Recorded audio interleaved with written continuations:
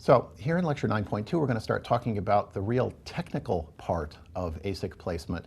And to first order, any placer for logic gates optimizes things. And what it optimizes is an estimate of the amount of wire it's going to take to connect all those gates.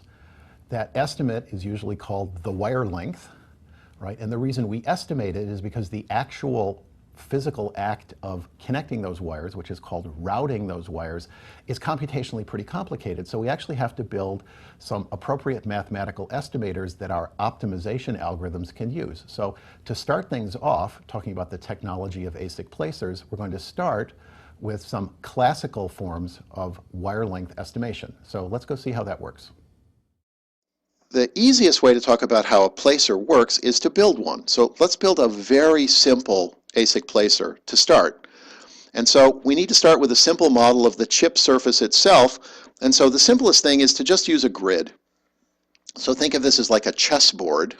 There is a set of slots or cells that we can use, and the gates, which are the cells from our standard cell libraries, can go in the grid slots, and any gate can go in any slot. You're allowed to put exactly one gate in each one of those slots, and it's okay if the slots are empty.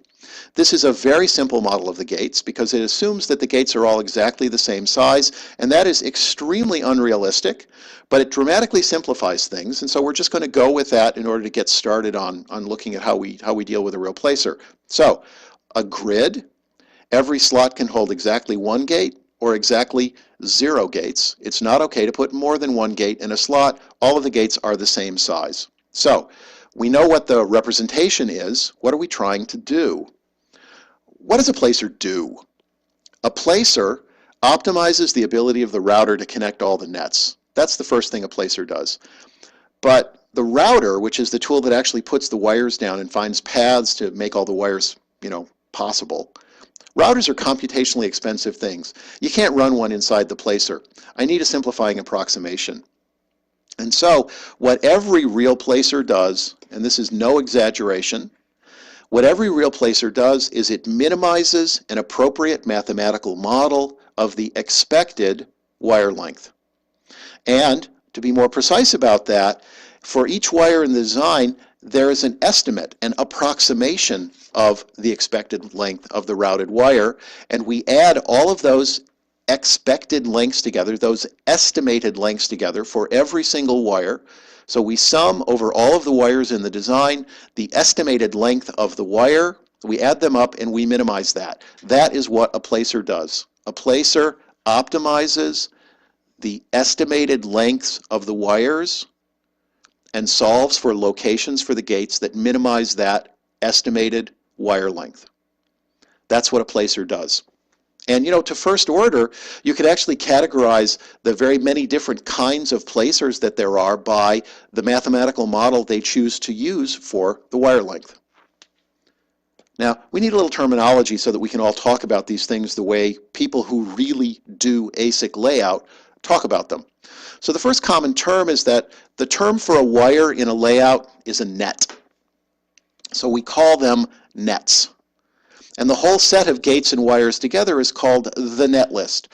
So the thing that comes out of multi-level logic synthesis and then followed with technology mapping is a net list. The thing that goes into your placer is a net list. And nets are actually categorized by how many things it connects. And we tend to call these points. So I've got a nice simple little example on the left. I've got a grid that goes from 0 to 4. It's got 5 columns. On the x direction and the y vertical direction, it goes from 0 to 5. It's got 6 rows. And I've got a 2-point net. So I've got a gate at x, y, 1, 4, and I've got a gate at 3, 1. And I've got a little blue wire connecting them. And so it's really clear that this is a 2-point net because there's 2 gates that it's connecting. And if everything in every net list looked like this, we probably wouldn't be talking about this and we wouldn't be giving it special terminology.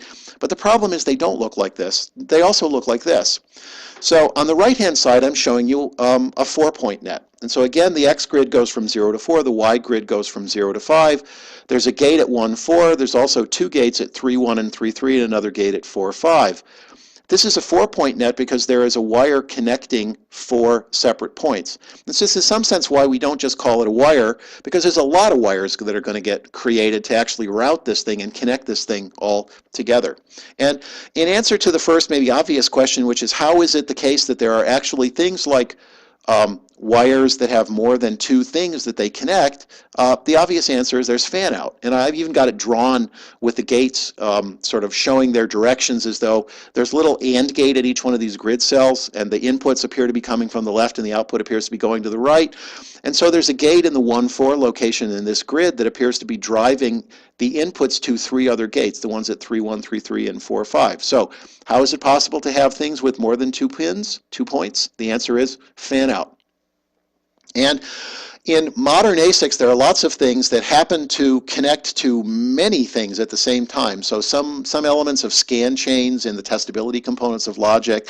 There are things in the clocks that actually synchronize all the flip-flops. There's some very, very high fan-out nets. In fact, there are often special kinds of routing technologies to connect those things. So it's not just like you can have K point net where K is 4 or 5. You can have K be hundreds.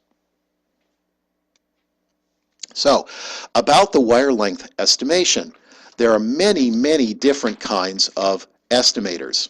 And in fact, different placers depend for their foundational methods to a large degree on the kind of wire length estimator that you pick. So, why is it hard to estimate the length of wire that's going to be used to connect the nets? And the answer is that multi-point nets can be routed in many different paths. And in a dense layout, nets do not all get routed in their shortest path. I mean, the inside of an ASIC and the inside of a 20 million or a 50 million gate ASIC is a very crowded place. Even with lots of physical layers for wiring, it's a very crowded place. Nets just don't get to go in at their minimum possible length. So, concrete example here, I've got the same diagram that I had on the previous slide. A grid, X goes from 0 to 4 on the bottom, Y goes from 0 to 5 on the top. There's a gate at 1, 4, gates at 3, 1, 3, 3, and 4, 5, and there's a very straight little wire connecting them. This is basically about the best I can do to wire this particular design. I can't really probably do better than this little example here. But in the middle, I'm showing something that is a kind of a different looking wire. Now, does this have a little more wire? Yeah, this is just slightly longer than the previous wire is, just because of the way things escape from the topmost gate. But this is still okay. I would even say maybe this is good. This is a good path. It's just a little bit worse than the previous path. But now on the right-hand side, I'm showing an appallingly bad gate. Wire length. It's again the same example. X is 0 to 4 and Y is 0 to 5.